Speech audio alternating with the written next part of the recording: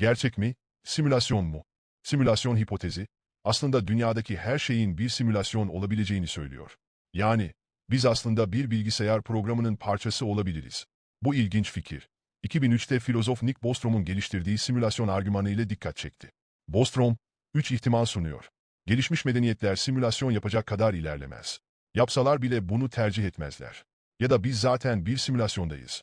Eğer bir medeniyet bu teknolojiyi geliştirirse, sayısız simülasyon olabilir ve biz, bu simülasyonlardan birinde yaşıyor olabiliriz.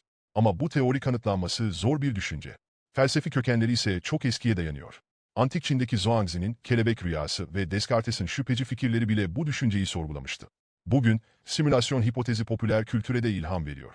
Matrix'ten No Man's Sky'a kadar birçok yapım bu konuyu işliyor. Simülasyon gerçekten mümkün mü?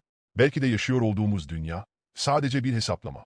Gerçekliği sorgulandığı videomuza göz atmayı unutmayın.